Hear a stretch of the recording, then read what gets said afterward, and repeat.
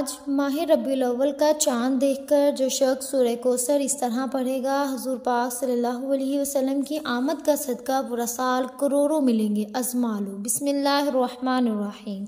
आज माह रबीउल अव्वल का चाँद देखकर पढ़ने वाली सूरत सूरह कौसर का एक ख़ास वजीफ़ा आपके हवाले करने जा रही हूँ, जिसे पढ़कर रिज़्क़, दौलत, शोहरत जो भी मांगोगे रब करीम गैबी ख़ज़ानों से अता फरमाएगा। आज ये वजीफ़ा सिर्फ वही पढ़ेगा जिसे रब की तरफ से तौफीक होगी, जिसे रब करीम दौलत, इज़्ज़त, शोहरत से नवाजना चाहता है। जो शख्स भी आज इस वजीफ़े को बताएगी तरीके और तरतीब से पढ़ लेता है, अल्लाह पाक पूरे साल के दिन फेर देता है। जब कोई मुश्किल पेश आए, पैसों की अर्जेंट ज़रूरत पड़ जाए या किसी भी चीज़ की हाजत हो, तो अल्लाह ताला इस अमल से रुजू करना सबसे बेहतरीन है। सिर्फ अल्लाह की ज़ात पर यकीन रखने से इंसान का दिल मजबूत होता है, क्योंकि वो जानता है कि मेरा रब हर शय पर कादिर है, हर चीज़ का मालिक है, हर शय का पालने वाला है, सब कुछ उसी के कब्ज़ा कुदरत में है। अल्लाह इतना बेनियाज है कि जब वो देने पर आता है तो ना ही शक्लें देखता है, ना ही अमाल देखता है, छप्पर फाड़ कर अता फरमा देता है। अगर आप रिस्क चाहते हैं, रिस्क मांग ले, दौलत चाहते हैं, दौलत मांग ले। आज जिस चीज़ को भी नियत लेकर बैठोगे, मुसल्ला छोड़ने से पहले पहले हर हाजत पूरी हो जाएगी।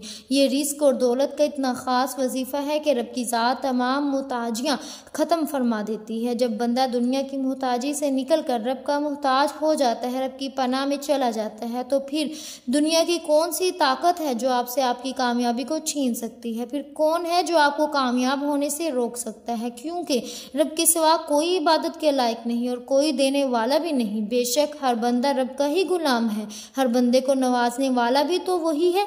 तो फिर क्यों ना आज रब करीम से नबी पाक सल्लल्लाहु अलैहि वसल्लम के वसीला जलीला से मांगा जाए, अहले बैत के वसीले से मांगा जाए। अल्लाह पाक के प्यारे हबीब सल्लल्लाहु अलैहि वसल्लम, जिनकी वजह से ही अल्लाह पाक ने पूरी दुनिया बनाई, अगर आप नबी पाक सल्लल्लाहु अलैहि वसल्लम का वसीला पेश करेंगे तो लाजमी आपकी हर दुआ कबूल होगी, हर हाजत पूरी होगी, बेरे पार लग जाएंगे, आपके मुकद्दर में हर चीज़ लिख दी जाएगी। आज एक ऐसा ख़ास वजीफ़ा आपकी खिदमत में लेकर हाजिर हुई हूँ। आज आप ये वजीफ़ा पढ़कर अल्लाह को राज़ी कर सकते हैं और जो चाहे अल्लाह से मांग सकते हैं। याद रखिएगा, ये वक्त बार बार नहीं आएगा। आज रब करीम से मांगने का वक्त है, आज रब करीम से अपनी हाजात को पूरी करवाने का वक्त है, आज अपनी पसंद के फ़ैसले करवाने का वक्त है। सफ़र का महीना बड़ी तेज़ी से गुजर गया। अगर आप इस महीने में रब करीम को राज़ी न कर सके, अपनी हाजात पूरी ना करवा सके, तो आज माह रबीउल अव्वल का चाँद देखकर आपने ये वजीफ़ा बताए गए तरीके और तरतीब से लाजमी पढ़ना है।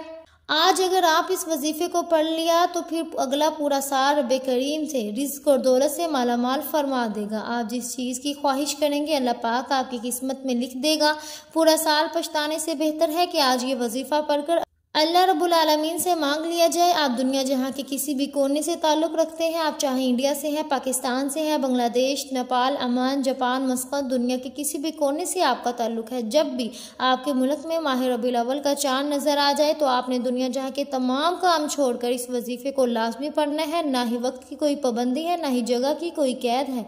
आप दुकान पर हैं, दुकान पर पढ़ लें, दफ्तर में है दफ्तर में पढ़ लें, कारोबार पर हैं, सफ़र में हैं, चलते फिरते पढ़ लें, लेकिन रबीउल अव्वल का चाँद नज़र आते ही यह वजीफ़ा किसी सूरत मत छोड़िएगा, क्योंकि इस वजीफ़े की फजीलत और बरकत को मैं जानती हूँ। आज तक ये अमल जिसको बताया, जिसने भी पढ़ा, जिस हाजत के लिए पढ़ा, रब करीम ने मालामाल फरमा दिया। आज आप रब करीम से जो भी मांगना चाहते हैं मांग ले। तो आइए नाज़रीन, अब जान लेते हैं कि आपने ये वजीफ़ा कैसे पढ़ना है और किन किन बातों का ख़ास ख्याल रखना है। लेकिन इससे पहले मेरी आपसे गुजारिश है कि अगर आप इस चैनल पर नए हैं और आपने अभी तक हमारे चैनल पाकीज़ा वज़ाइफ को सब्सक्राइब नहीं किया, तो खुदारा इस चैनल को भी सब्सक्राइब कर लें, क्योंकि ऐसे बहुत से वज़ाइफ, बहुत से आमाल आपके हवाले डेली बेसिस पर करती रहूँगी। अब अमल क्या है? आज माह रबीउल अव्वल का चाँद देखने के बाद आज की पूरी रात और कल का पूरा दिन आपके पास मौजूद है। आपको जब जहाँ जैसे वक्त मिल जाए, बावजूद मुसल्ले पर बैठकर या चलते फिरते, आपने सबसे पहले अल्लाह के हबीब सल्लल्लाहु अलैहि वसल्लम की ज़ात मुबारक पर 3 बार दुरूद पाक पढ़ना है। दुरूद पाक आप कोई सा भी पढ़ सकते हैं। आप मुख्तसर और आसान सा दुरूद पाक सल्लल्लाहु अलैहि वसल्लम पढ़ लें, या आप सल्लल्लाहु अला मुहम्मद पढ़ लें, या आप नमाज वाला दुरूद इब्राहिमी पढ़ लें, क्योंकि दुरूद इब्राहिमी की फजीलत बरकत सबसे ज़्यादा है। मैं आपसे यही कहूँगी कि नमाज वाला दुरूद इब्राहिमी ही पढ़ें, क्योंकि रवायात में आता है कि हमारे प्यारे आका सल्लल्लाहु अलैहि वसल्लम भी तमाम दुरूदों में दुरूद इब्राहिमी को ही सबसे ज़्यादा महबूब रखते थे। एक बार सवाब की नीयत से मेरे साथ भी पढ़िएगा। अल्लाहुम्मा सल्ली अला मुहम्मद व अला आलि मुहम्मद कमा सल्लैता अला इब्राहीम व अला आलि इब्राहीम इन्नका हमीदुम मजीद। अल्लाहुम्मा बारिक अला मुहम्मद व अला आलि मुहम्मद कमा बारकता अला इब्राहीम व अला आलि इब्राहीम इन्नका हमीदुम मजीद।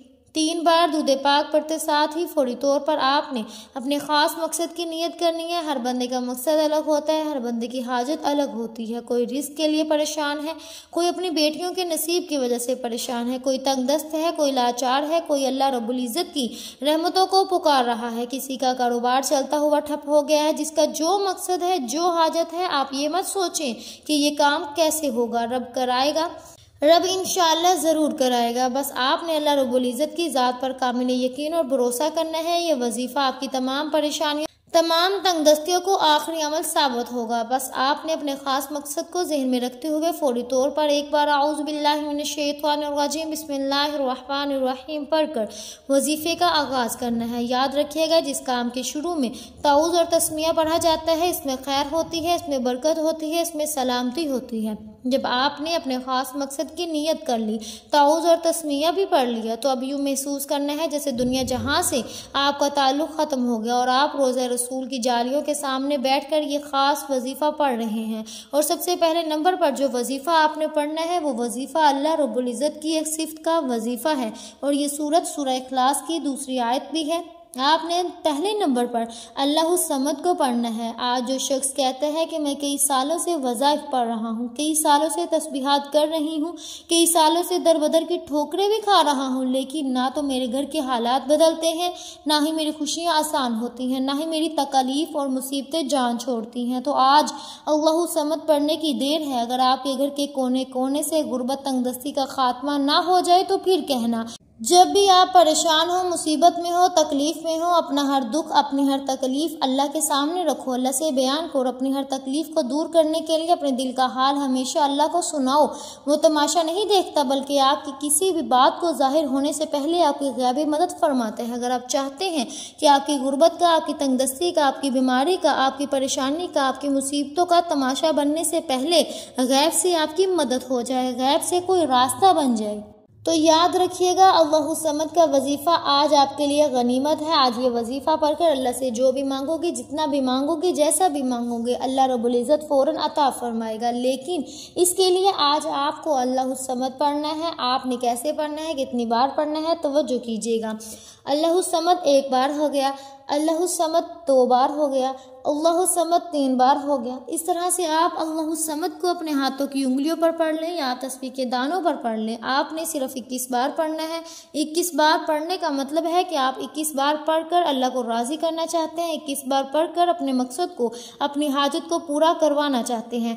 आप अपने दाएं और बाएं कंधों पर नज़र मारें, क्योंकि आपके बाएं कंधे पर भी फरिश्ते मौजूद हैं, दाएं कंधे पर भी फरिश्ते मौजूद हैं। और जब आप दाएं और बाएं कंधे पर नज़र मारते हैं, अल्लाहु समद को पढ़ते हैं, तो फरिश्ते अल्लाहु समद का जिक्र अपने अपने रजिस्टर में लिख लेते हैं। और जैसे ही फरिश्ते अल्लाह के हुजूर पेश होते हैं, आपके नामा-ए-माल अल्लाह पाक की बारगाह में पेश किए जाते हैं। फरिश्ते बंदे का नाम पेश करते हैं। फरिश्ते कहते हैं कि यह बंदा आपके लिए अल्लाहु समद की तड़प रखता है। अल्लाह फरमाते हैं, फरिश्तों गवाह रहना, और मैं इस बंदे से राज़ी हूँ और मैंने इसे अल्लाह समद की बरकत से मालामाल किया, और ये जो मांगता है इसे अता कर दो। लेकिन शर्त यह है कि आपने अल्लाह समद को बताए गए तरीके से पढ़ना है। छोटी सी छोटी गलती कोताही भी आपको इस वजीफ़े से मायूस कर सकती है। बेहतर है कि वीडियो को मुकम्मल देखें, एक एक नुक्ता, एक एक चीज़ आपको समझ आ जाएगी, फिर वजीफ़े का फ़ायदा भी होगा। अल्लाह समद को 21 बार पढ़ने के बाद आपने दूसरे नंबर पर जो वजीफ़ा पढ़ना है, वो वजीफ़ा एक कुरानी सूरत का वजीफ़ा है। ये कुरानी सूरत अल्हम्दुलिल्लाह हर किसी को ज़ुबान नहीं आती है। ये कुरानी सूरत पढ़ने वाला अल्लाह के करीब हो जाता है, अल्लाह का लाडला हो जाता है, अल्लाह का पसंदीदा हो जाता है। आज हम देखते हैं कि बहुत से ऐसे बहन भाई भी हैं जो कहते हैं कि जब हम दुआएं मांगते हैं तो हमारे जहन में ये ख्याल आता है कि हमने दुआ तो मांगी लेकिन हमारी दुआ कबूल नहीं हुई, हमारी दुआ का वो असर नहीं मिला। तो इस हवाले से एक आदमी ने किसी बुजुर्ग से पूछा कि मेरा अल्लाह इस वक्त क्यों नहीं सुनता जब मैं मांगता हूँ। तो बुजुर्ग ने मुस्कुरा कर कहा, भाई वो तेरे गुनाहों की सजा भी तो उस वक्त नहीं देता जब तू गुनाह करता है। नाज़रीन, कितनी प्यारी बात है। और जो लोग मुश्किल वक्त आने पर बेसब्रे हो जाते हैं, जल्दबाजी का मुजाहरा करते हैं, और इस बात को याद रखें कि जब हम में से कोई गुनाह हो जाता है तो अल्लाह हमें फ़ौरन इसकी सज़ा नहीं देता। इसलिए जब भी दुआ मांगे, जब भी कोई वजीफ़ा पढ़े, अल्लाह से सब्र के साथ मांगिए। अल्लाह आपकी दुआ को कभी भी रद्द नहीं करता और वो आपकी दुआ को कबूल भी करता है, आपको ख़जानों का मालिक भी बनाता है। लेकिन आपके हक़ में जो बेहतर होता है पहले वो फैसला फरमाता है। जब कोई बंदा सूरह कौसर पढ़ता है, अल्लाह का जिक्र करता है, अल्लाह को याद करता है, अल्लाह ताला अपनी वहदानियत के तोफ़ैल रिज़्क़ और दौलत से मालामाल कर देता है। आज सूरह कौसर का यह वजीफ़ा आपकी तकदीर को बदल कर रख देता है, नसीब के बंद ताले खोल कर रख देता है। ऐसा मुआज़ा होगा कि आप अपनी खुली आंखों से देख लेंगे आज किस तरह से अल्लाह रब्बुल इज़्ज़त ने आपके घर को खुशहाल कर दिया। सूरह कौसर की तिलावत समाअत फरमा लें। बिस्मिल्लाहिर्रहमानिर्रहीम। इन्ना आतैनाकल कौसर फसल्लि लिरब्बिका वन्हर इन्ना शानियका हुवल अबतर। आज सूरह कौसर को हाथों की उंगलियों पर पढ़ लें या आप तस्बीह के दानों पर पढ़ लें। आपने सिर्फ 29 बार पढ़ना है। जब आप 29 बार सूरह कौसर पढ़ लें तो इसका फ़ायदा क्या होगा, बताने का मकसद ये होता है कि एक तो ये मुस्तनिद और ख़ास अमाल है, जिस तरह बताया जाए वैसे ही पढ़ना है, इसमें कोई रद्द-बदल करने की इजाज़त नहीं। और दूसरा, छोटे वजीफ़ों से फ़ायदा ये होता है कि आप थोड़ा पढ़ लें लेकिन अच्छे तरीके से पढ़ें, यकीन कामिल के साथ पढ़ें। बाज़ औक़ात बड़े बड़े वजीफ़ों से इंसान का ध्यान हट जाता है, इसे समझ नहीं आती, इसकी तवज्जो भी खो जाती है। इसलिए थोड़ा वजीफ़ा पढ़ें लेकिन रब से इतना मांगिए कि रब की ज़ात आपको ख़जानों का मालिक बना दे, आपके घर के हालात बदल दे, आपकी बेसुकूनी बेबरकती का खात्मा हो जाए। असल मकसद रब करीम को राज़ी करना है। आपने सूरह कौसर को किस तरह पढ़ना है, कितनी बार पढ़ना है, आपको मैंने बता दिया। अब आपने तीसरे नंबर पर कौन सा वजीफ़ा पढ़ना है। अब आपने तीसरे नंबर पर जो वजीफ़ा पढ़ना है वो वजीफ़ा अल्लाह रब्बुल इज़्ज़त के दो नामों का वजीफ़ा है। एक अल्लाह रब्बुल इज़्ज़त का ज़ाती नाम है और एक अल्लाह का सफ़ाती नाम है। आपने या करीमु या अल्लाह को पढ़ना है। या करीमु का मतलब है करम करने वाली ज़ात, या अल्लाह का मतलब है ए मेरे अल्लाह, यानी कि ए मेरे माबूद। जब बंदा या करीम या अल्लाह पढ़ता है तो अल्लाह पाक के करीब से करीब तर होता चला जाता है। आपने या करीम या अल्लाह को कैसे पढ़ना है, कितनी बार पढ़ना है, मुलाहिज़ा फरमाए। या करीम या अल्लाह एक बार हो गया, या करीम या अल्लाह 2 बार हो गया, या करीम या अल्लाह 3 बार हो गया। इस तरह से आप हाथों की उंगलियों पर पढ़ लें या आप तस्बीह के दानों पर पढ़ लें। आपने सिर्फ और सिर्फ 11 बार पढ़ना है, सिर्फ 11 बार। या करीम या अल्लाह पढ़ने से अगर हमारी ज़िंदगी पर अल्लाह पाक की सिर्फ एक नजर करम हो जाए तो हमारी पूरी ज़िंदगी के लिए वो नज़र काफ़ी है। अगर आप भी अल्लाह पाक की एक नजर करम चाहते हैं तो ये छोटे छोटे 3 वज़ाइफ पढ़ लें। पहले नंबर पर आपने अल्लाह समद को 21 बार पढ़ना है। दूसरे नंबर पर सूरह कौसर को 29 बार पढ़ना है। और कितना वक्त लग जाएगा, इसके बाद फिर या करीम या अल्लाह को 11 बार पढ़ना है। इतने छोटे छोटे वज़ाइफ हैं कि आपके पास मुश्किल 2 से 3 मिनट लगेंगे और आप ये वजीफ़ा मुकम्मल कर लेंगे। और जब आप ये तीनों अमाल बताए गए तरीके और तरतीब से पढ़ लें तो आखिर में फिर 3 बार दुरूद पाक पढ़ना है जो आपने अमल के शुरू में पढ़ा था। अब आपका अमल मुकम्मल हो गया। ये वजीफ़ा मुकम्मल होते साथ ही आपने दुआ मांगनी है, अल्लाह पाक से अपने गुनाहों की बख्शिश मांगनी है, रो रो कर गिड़गिड़ा कर अल्लाह ताला से तौबा इस्तगफार करनी है। इंशाअल्लाह इस वजीफ़े की बरकत से आपके सारे कबीरा सगीरा गुनाह माफ़ हो जाएंगे। याद रखिएगा, दुआ ऐसा खूबसूरत अमल है जिसमें मांगने वाला अपनी परेशानी और मुश्किलात अल्लाह ताला के हवाले कर देता है और अल्लाह ताला इसके जवाब में अपनी रहमतें और फजल मांगने वाले की झोली में डाल देता है। दुआ है कि अल्लाह पाक आपको सदा शादो आबाद रखे। दिल से दुआ है कि अल्लाह ताला आपको ईमान कामिल, तवील उम्र, खुशगवार सेहत और हलाल इज़्ज़त, शोहरत, सुकून, कल्बे दीन और दुनिया और आखिरत में आफियत अता फरमाए। खुश रहें, आबाद रहें, आपको हज़ारों खुशियाँ देखना नसीब हों। अल्लाह पाक आपको ज़हनी कल्बी सुकून अता फरमाए। अल्लाह पाक मुसलमानों की मदद फरमाए। आमीन या रब्बुल आलमीन। अल्लाह ताला से दुआ है कि अल्लाह पाक मेरा सुनाना और आपका सुनना अपनी पाक बारगाह इलाही में कबूल मंजूर फरमाए। जो मांगा मुकद्दर फरमाए, जो नहीं मांग सके बिन मांगे अता फरमाए। अल्लाह ताला नेकी की बात को सुनने, समझने और इस पर अमल करने की तौफीक ताकत अता फरमाए। फरमाए। आमीन सुम्मा आमीन। मोहतरम नाज़रीन कराम, अगर आपको आज की वीडियो अच्छी लगी है तो वीडियो को लाइक और शेयर ज़रूर कीजिएगा और सब्सक्राइब भी ज़रूर करें और अपनी राय का इजहार भी ज़रूर करें। अल्लाह ताला के 99 नामों में से कोई एक नाम कमेंट सेक्शन में ज़रूर लिखिएगा। अल्लाह पाक हम सबका हामी नासिर हो। जज़ाकल्लाहु खैरा।